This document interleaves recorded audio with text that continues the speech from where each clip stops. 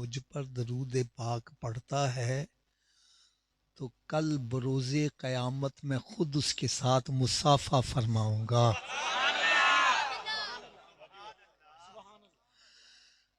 अज़र साहब, आपको एक बड़ी ईमान अफरोज़ बात सुनाऊं। मेरी रिहाइश लाहौर में है। लाहौर में एक इलाका है मुगलपुरे का।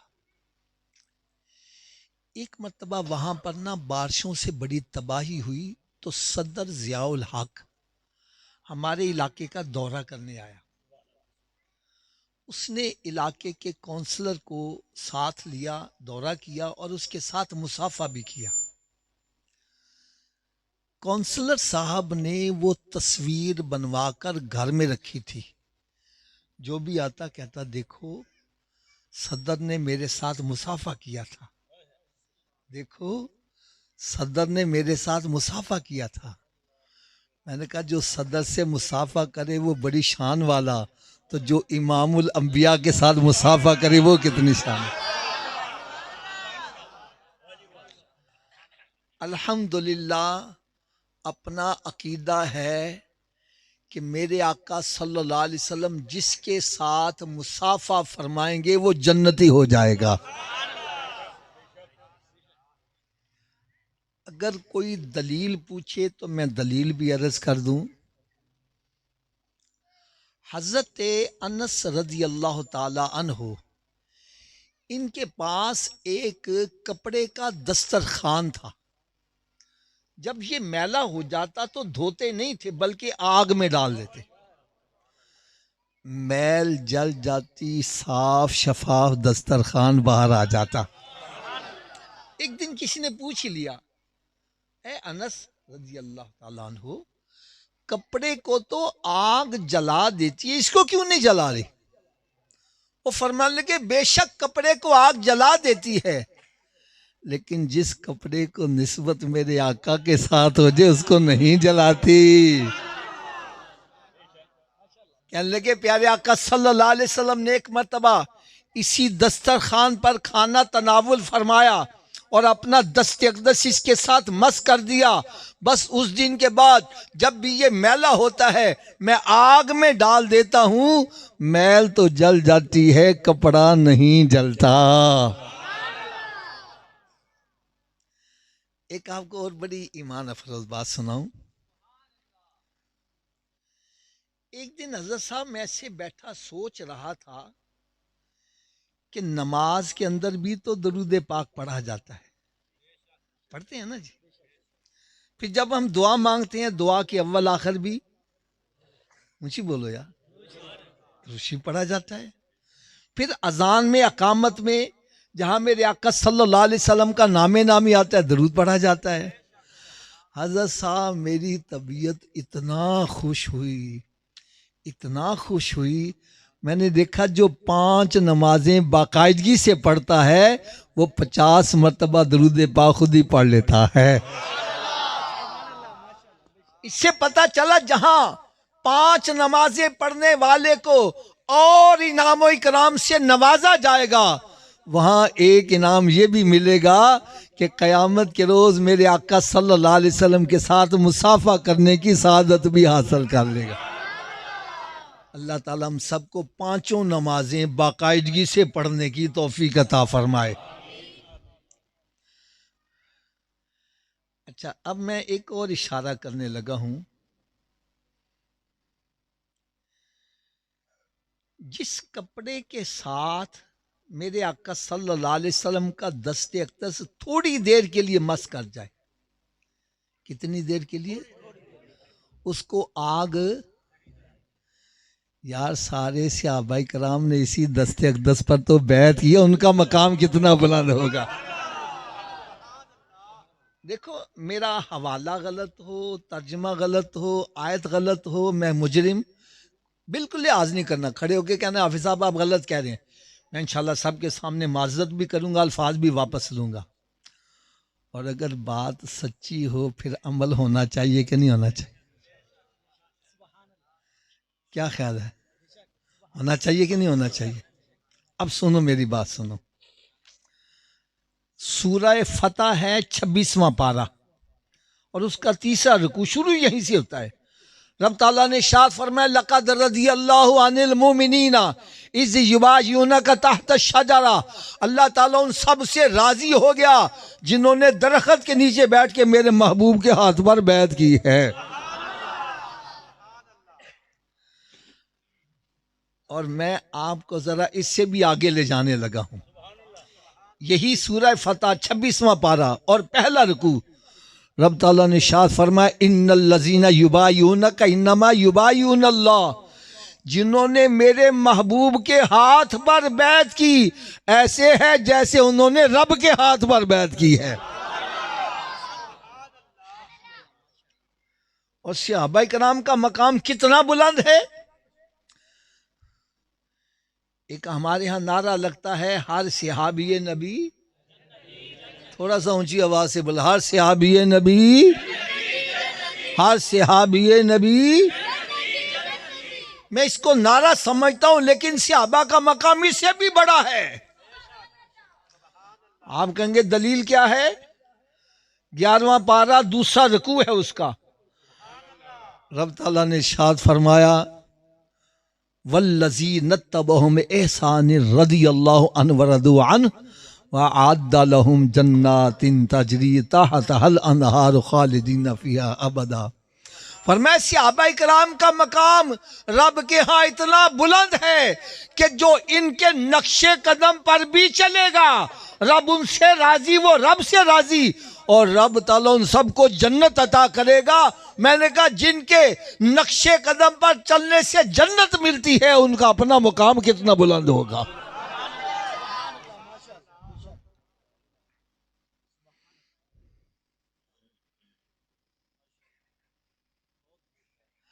हजरत साहब एक बंदे से मैंने सवाल कर दिया।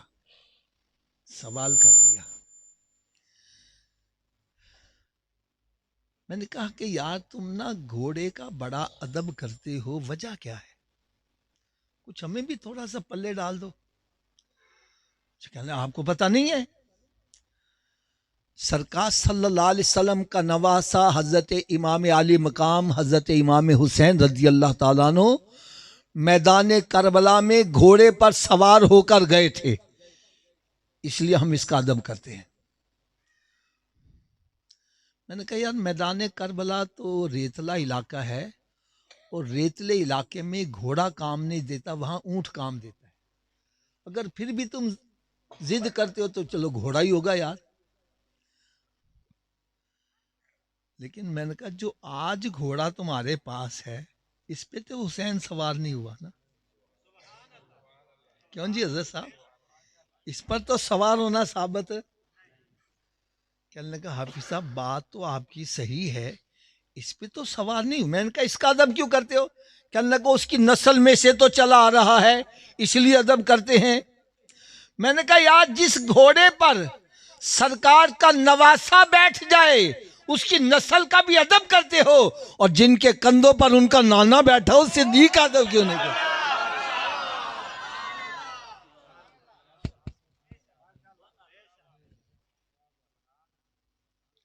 मैं यार ना नाथ खां हजरात नकीब महफिल और उलमा इकराम की खिदमत में हाथ बांध कर एक अर्ज करूंगा, खुदारा मेरी बात को अगर गलत हो तो मेरी इस्लाह कर देना। भाई हम सुन्नी हैं। कौन है? हम दोनों को मानने वाले हैं। हम सहाबा को भी मानते हैं, अहले बैत अतहार को भी मानते हैं। तो खुदा के लिए महफिल का रंग ऐसा बनाया करो कि बैठने वालों को पता चले हम दोनों को मानने वाले हैं। ये नहीं कि बस अली का जिक्र हो रहा है, हुसैन का जिक्र हो रहा है, हसन का कौन करेगा यार?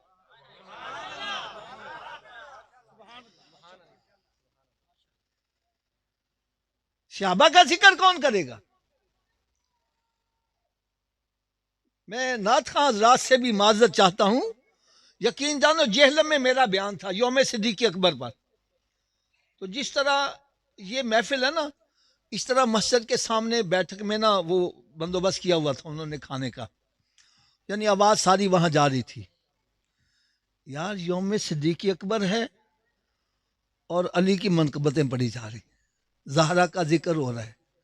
मैंने कहा अगर आज यौम सिद्दीक़ अकबर पर उनका जिक्र नहीं करो, कब करोगे यार? एक को मैंने पकड़ा, मैंने कहा यार तुमको सिद्दीक़ की मनक़बत नहीं आती? कहना नहीं जी हमें अली की आती है। मैंने कहा चलो ठीक है, तुम अली की मनक़बत पढ़ो, लेकिन आखिर में इतना तो कह दिया करो ये मुक्तदी का मकाम है, जो इसका इमाम है उसका मकाम क्या होगा यार? हजरत साहब सिद्दीक़ को इमाम मैंने नहीं बनाया, आपने नहीं बनाया, अरे उस हस्ती ने बनाया है जिसका कलमा पढ़ के मुसलमान हुए। और इमाम बनाया ही वही जाता है जो महफिल में सबसे अफजल और आला होता है। अब मैं कहता हूं ये अफजल है, ये कहते हैं नहीं जी वो अफजल है, ये कहते हैं वो अफजल है। हमारी चुनाव गलत हो सकता है, लेकिन मेरे आका का चुनाव गलत है। तो सरकार ने जिनको अपना सहाबाए कराम का इमाम अपनी हयात में ही बना दिया है, तो फिर हम क्यों ना कहें अफजलुल बशर बाद अज़्ज़म्बिया बिताकी हज़रत सैयदना सिद्दीक़ अकबर रज़ी।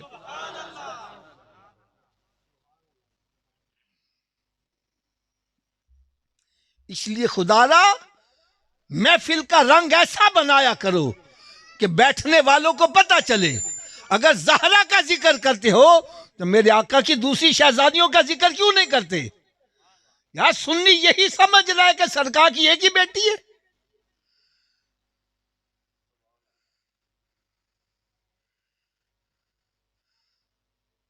हुसैन के नाम की न्याज़ियां दिलाई जा रही हैं, महफिलें हो रही हैं, अरे हसन के नाम की क्यों नहीं करते यार?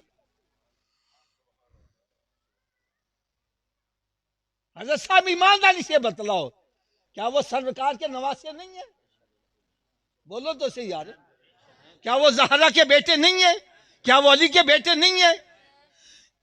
क्या वो हुसैन से बड़े नहीं है? क्या वो पैतन पाक में शामिल नहीं है?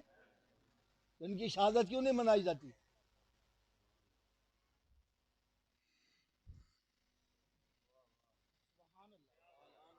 यार मैं गलत हूं, खुदा की कसम मेरा लिहाज ना करो, मेरी झोली में डाल दो। सिर्फ इसलिए हुसैन का जिक्र नहीं करते कि उन्होंने अमीर माविया रज़ी अल्लाह से सुलह की थी।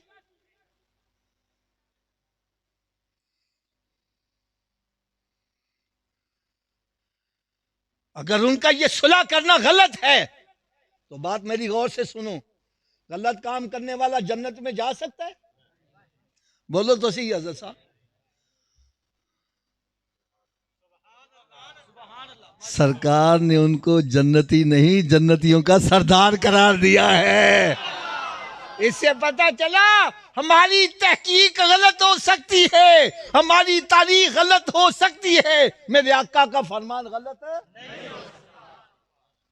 और एक आखिरी बात और अर्ज कर दूं हजरत इमाम हसन के बारे में। हजरत साहब तुसी फैसला सही करना, मैं आपसे दुश्मनी रखूं, आप मुझे अपने घर में घुसने दोगे? ऊंची बोलो यार। तो हसन से दुश्मनी रख के जन्नत में कैसे चले जाओगे? वो सरदार तो वही है। मेरे आका सल्लल्लाहु अलैहि वसल्लम ने शाद फरमाया मेरे दोनों शहजादे हसन और हुसैन जन्नती नौजवानों के क्या हैं? तो सरदार से दुश्मनी रखे जन्नत चले जाओगे? इसलिए खुदारा जहां हुसैन का जिक्र करते हो, अरे हसन का भी जिक्र किया करो, उनकी भी मनकबतें याद करो, सहाबाए किराम की मनकबतें भी याद करो।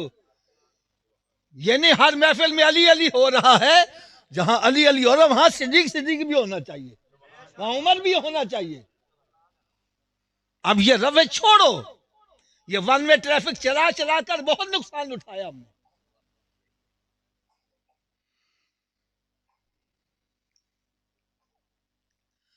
एक बंदे से मैंने और सवाल कर दिया,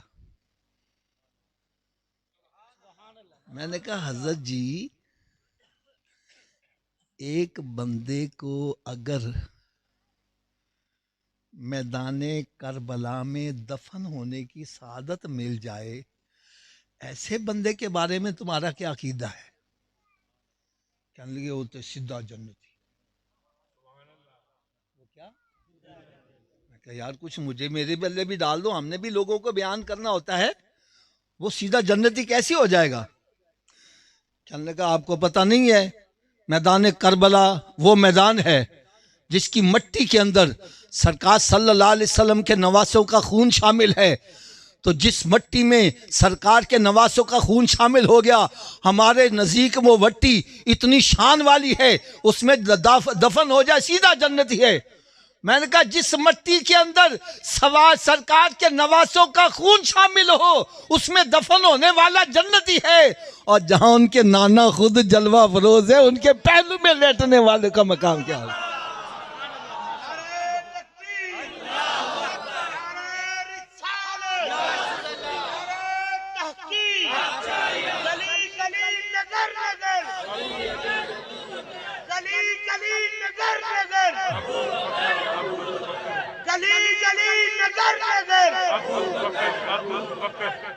अब गौर से सुनो जरा मेरी बात तवज्जो से। अगर आपसे कोई बंदा सवाल करे, क्या करे जी? कि मेरे आका सल्लल्लाहु अलैहि वसल्लम की उम्मत में कोई ऐसा बंदा है जो इस वक्त जन्नत में है? तो बरमला कहो, दो से आबाई कराम हैं जो इस वक्त जन्नत से भी आला मकाम पर फायज हैं। उनमें एक का नाम सिद्दीक अकबर है और दूसरे का नाम उमर फारूक है। आप कहेंगे हाफिज साहब आपके पास क्या दलील है? तो जो हजरात हज उम्रा करके आए, हमारे माशाल्लाह ये बुजुर्ग जो है हमारे साथ मदीने शरीफ के साथी, मक्का मुअज़्ज़मा के साथी हैं। तो आज ऐसे ही बैठे मेरे दिल में ख्याल आया, मैंने कहा ये भी हाफिजाबाद में रहते हैं, फ़ोन किया तो बेचारे वहाँ से चल के आ गए। अच्छा हजरत साहब जो जो उम्रा हज करके आए ना, उनकी आंखों के सामने अब मंजर आने लगा है।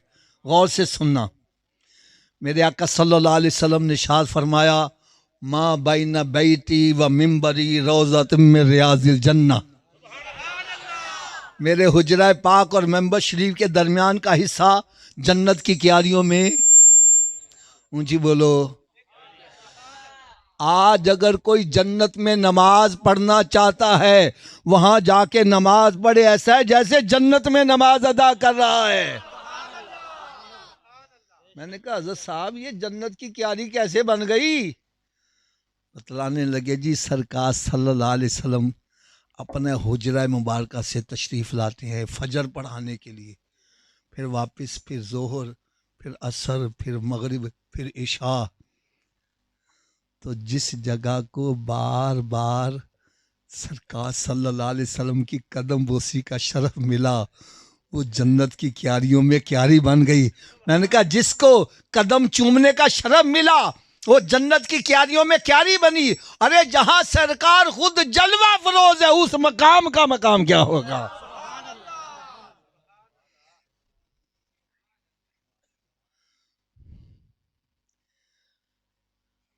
अच्छा मेरे दलाइल सुन के ना, एक मुझे कहने लगा हाफिज साहब हम सहाबाए कराम को मानते हैं, वो बड़े अच्छे थे, दीन की खातर अपना तन मन धन लुटाने के लिए हर वक्त तैयार रहते थे। लेकिन हाफिज साहब जैसे ही सरकार सल्लल्लाहु अलैहि वसल्लम ने पर्दा फरमाया, कोई कुर्सी के पीछे पड़ गया, किसी ने किसी का हक मार लिया, किसी ने ये कर लिया, किसी ने वो कर लिया। मैंने कहा भाई मैं इसके तुझे दो जवाब दूंगा। कितने? सुनने के लिए तैयार हो? मुझे बोलो यार। पहला जवाब सुनो, आप में से शायद किसी ने सुना हो नाम मियाँ शेर मोहम्मद साहब रहमतुल्लाह शरक बुशरी वाली सरकार। कौन जी हज़रत साहब? बहुत बड़े वली कामिल, बहुत बड़े वली कामिल। आपका एक मुरीद उसी की किसी सिख की औरत से आंख लड़ गई। सिख की औरत कहने लगी मेरा शौहर जो है ना 2 रातों के लिए शहर जा रहा है, तू रात को आ जाना। ये बड़ा खुश हुआ, रात को तैयार होके जब पहुंचा वहां देखा सिख सेहन में टहल रहा है। सिख क्या कर रहा है सेहन में? ये डर के वापस आ गया। अगले दिन मुलाकात हुई, कहने की राती आया नहीं, मैं इंतजार करती रही। कहा तू तो मरवाने लगी थी, सिख तो टहल रहा था।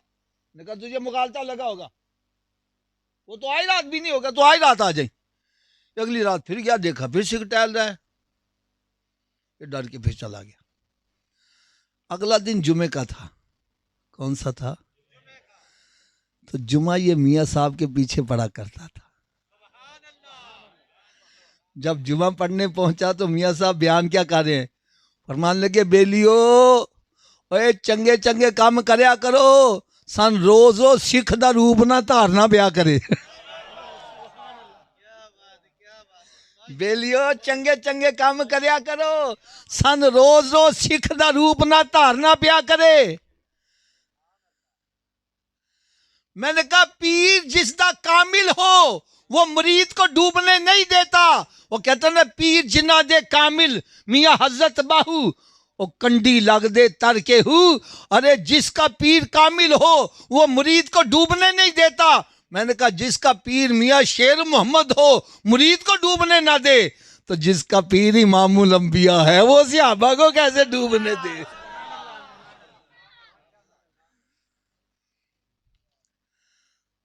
दूसरा जवाब भी सुनने के लिए तैयार हो?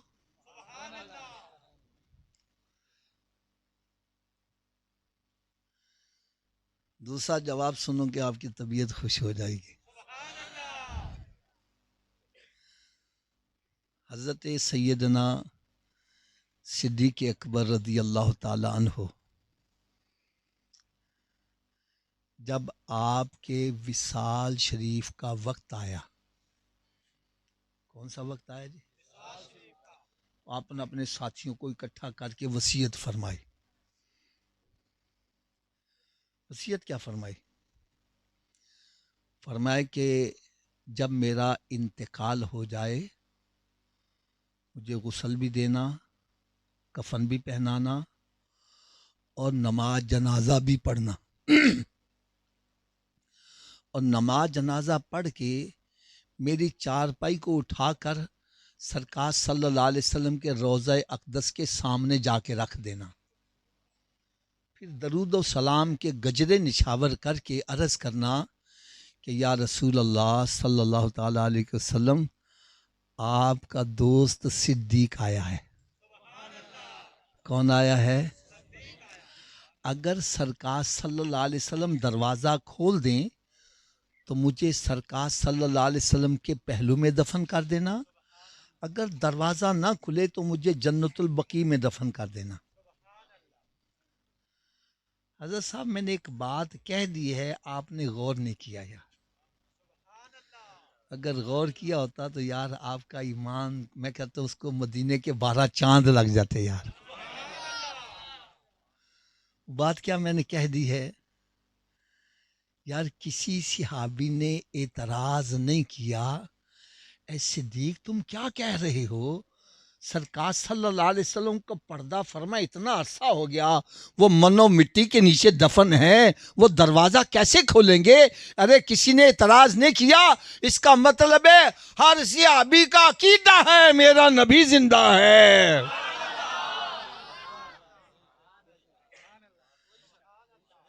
मेरा नबी, ऊंची बोलो, मेरा नबी।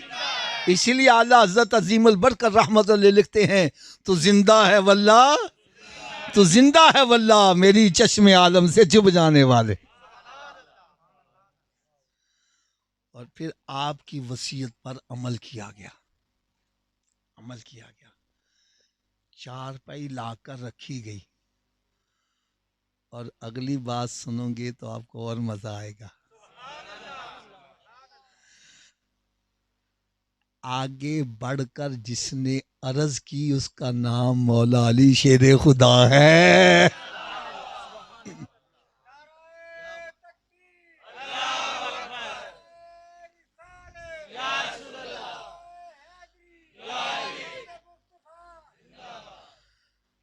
हजरत मौला अली शेर खुदा रज़ी अल्लाह, ये कहते आपस में लड़ते थे, अरे कुरान की बात माने तेरी माने, कुरान कह रहा है मुहम्मदुर रसूलुल्लाह वल्लज़ीना मअहू अशिद्दाउ अलल कुफ़ारि रुहमाउ बैनहुम, फरमाया मोहम्मद सल्लल्लाहु अलैहि वसल्लम अल्लाह के रसूल हैं और जो आपके साथी हैं वो काफिरों पर सख्त हैं, आपस में बड़े नरम दिल हैं।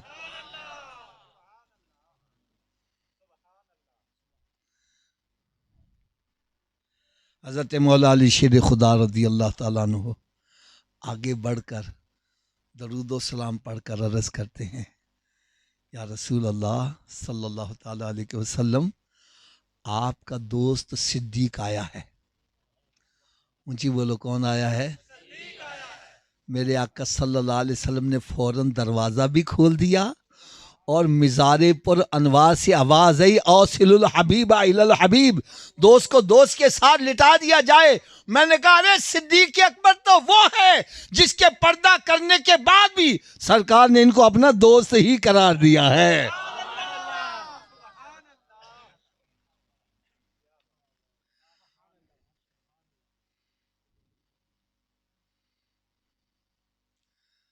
और एक और बात याद रखो, हम सिद्दीक को नबियों के बाद सबसे अफजल क्यों मानते हैं? कुरान इनको अफजल कह रहा है।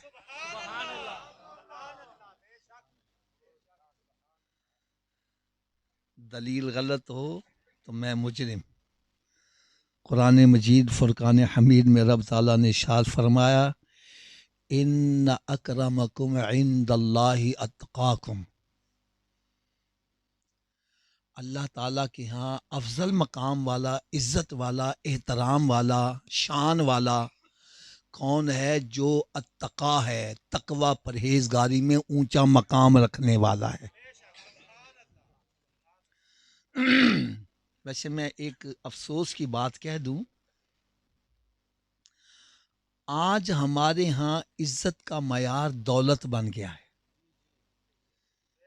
जिसके पास 4 टके हैं उसको जनाब साहब तो पता नहीं क्या क्या वली कामिल बना देते हैं, चाहे उसने कभी नमाज पढ़ी ही नहीं है।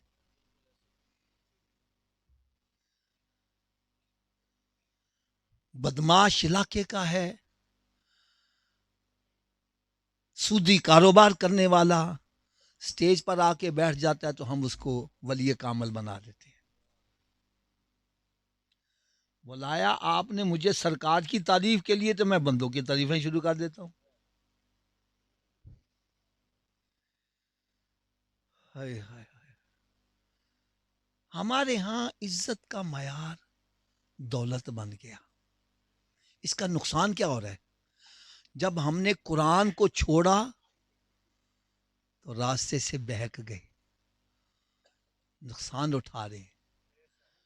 नुकसान कैसे उठा रहे हैं? जब इज्जत का मयार दौलत बन गया, हर बंदा दौलत के पीछे लगा है, चाहे चोरी करके आए, चाहे डकैती करके आए, चाहे सूदी कारोबार से आए, चाहे बहनों की जायदादों पर कब्जा करके आए, चाहे यतीमों का माल हड़प करके आए, दौलत आनी चाहिए।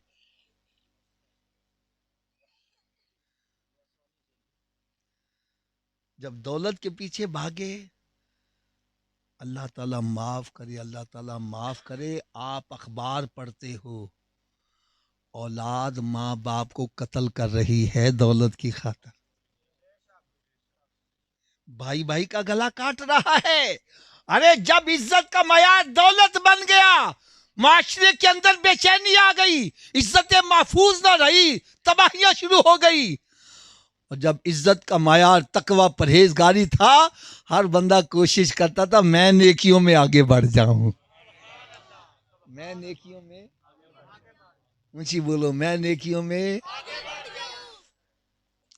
अगर मेरे आका सल्लल्लाहु अलैहि वसल्लम ने ऐलान फरमाया भाई जंग पे जाना है, माल लेके आओ, हजरत उमर फारूक रजी अल्लाह ताला ने फौरी तौर पर दिल में नियत की कि पहले सिद्दीक हर मामले में पहले नंबर पर आता है। इस मर्तबा मुझे पता इनके पास इतनी दौलत नहीं है, इस दफा मैं पहले नंबर पर आऊंगा।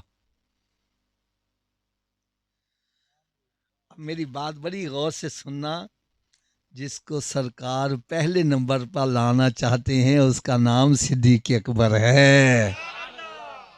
अब तवज्जो से सुनना जरा।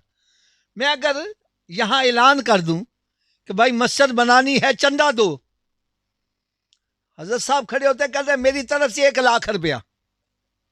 ये खड़े होते हैं, कहते हैं मेरी तरफ से 50,000। पहले नंबर वाला कौन होगा? ऊंची बोलो यार जरा। 50,000 वाला दूसरे नंबर पर। सरकार ने फरमाया माल लाओ। मैं समझाने के लिए कह रहा हूं, यूं समझो उमर फारूक 1,00,000 का माल लेके आ गए, सिद्दीक अकबर 50,000 का लेके आ गए। अब देखा तो ये जाता है कितना माल दिया है।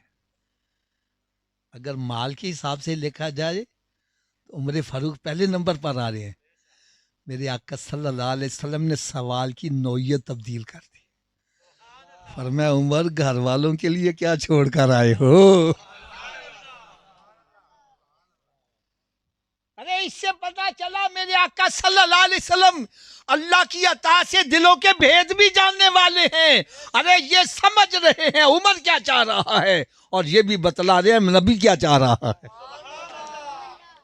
सवाल की नौयत ही तब्दील कर दी। फरमाया उमर घर वालों के लिए क्या छोड़ आए हो? अर्ज करने के यार ने आधा माल घर वालों के लिए छोड़ आया हूं, आधा आपकी बारगाह में पेश कर दिया है। फरमाया सिद्दीक तू घर वालों के लिए क्या छोड़ कर आया है? अर्ज करने के यार रसूलुल्लाह घर वालों के लिए अल्लाह और अल्लाह का रसूल छोड़ा है, बाकी सारा कुछ ही लेके आ गया हूं।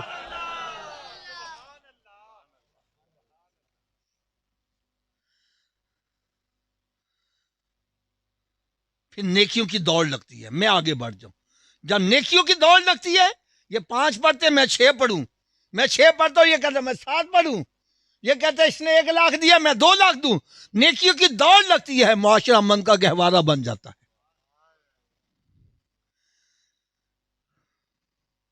तो अल्लाह रब्बुल इज्जत ने इरशाद फरमाया मेरे नजदीक इज्जत वाला, एहतराम वाला, बुलंद मकाम वाला वो है जो अत्तका है। क्या है? अब मैं कहता हूं ये अत्तका है, ये कहते हैं नहीं जी ये अत्तका है, ये कहते हैं जी ये अत्तका है, ये कहते हैं नहीं जी वो अत्तका है। हमारा चुनाव गलत, ऊंची बोलो यार, हमारी सोच गलत, लेकिन अल्लाह का कलाम गलत। रब ताला ने कुरान मजीद का 30वां पारा है, फरमाया वसा युजन्नबुहल अतका। फरमाया कि अल्लाह ताला ने इन बातों से दूर रखा है जो अत्तका है। अरे सिद्दीक अकबर को कुरान में अत्तका फरमाया।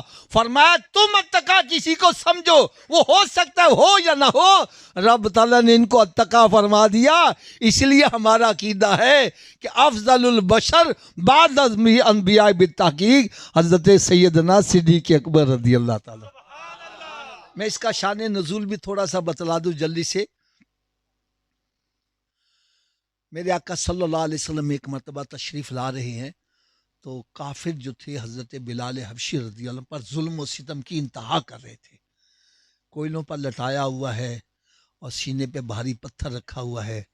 मेरे आका सल्लल्लाहु अलैहि वसल्लम ने उनका ये हाल देखा तो आंखों से आंसू जारी हो गए।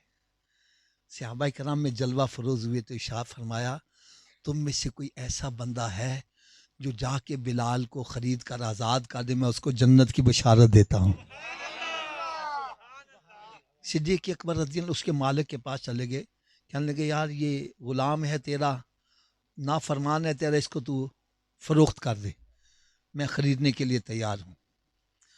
अच्छा उसका मालिक इस्लाम का बड़ा सख्त दुश्मन था,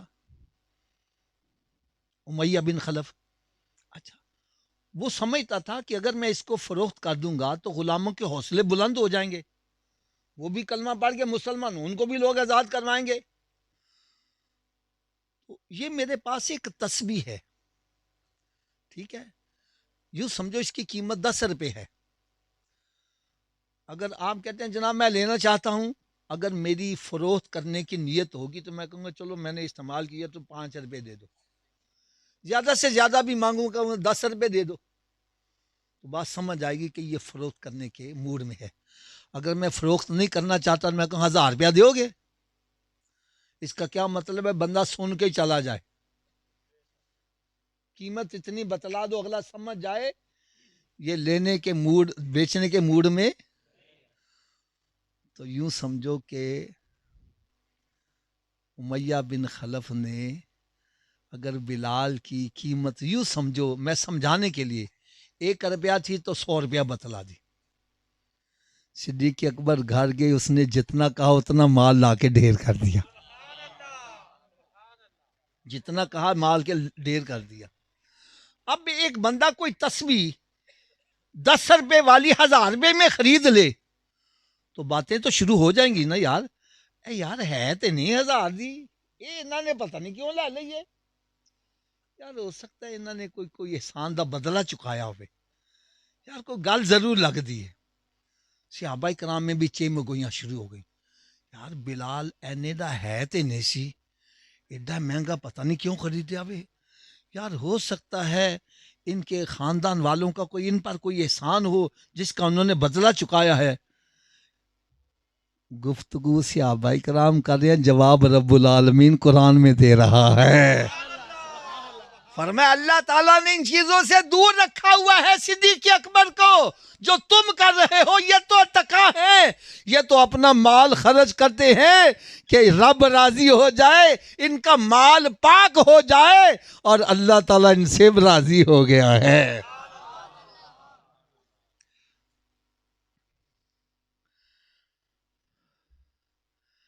अब मैं एक बात, जहां आपने मीठी सुनी है कुछ कड़वी भी आपको सुननी पड़ेगी, क्योंकि बीमारी दूर होती है कड़वी दवाई खाने से, इंजेक्शन लगवाने से ही बीमारी दूर होती है। यार सहाबा कराम के जन्नती होने में हमें शक, थोड़ा सा ऊंची आवाज से बोलो, शक, हसनैन करीमैन के जन्नती होने में शक, थोड़ा सा ऊंची आवाज से बोलो। तो मैं हाथ बांध कर अर्ज करूंगा, क्या इन्होंने नमाजें पढ़नी छोड़ दी थी, रोजे रखने छोड़ दिए थे, क्या गुनाहों पे कमर बस्ता हो गए थे? तो आज हम क्यों नमाज नहीं पढ़ रहे, आज हम क्यों रोजा नहीं रख रहे, आज हमने क्यों गुनाहों के अड्डे बनाए हुए हैं? अरे इनके पास तो सनदें मौजूद हैं, इनके पास तो सर्टिफिकेट मौजूद हैं, इसके बावजूद नमाजों में सुस्ती नहीं कर रहे। हम किस वजह से नमाजों में सुस्ती कर रहे हैं?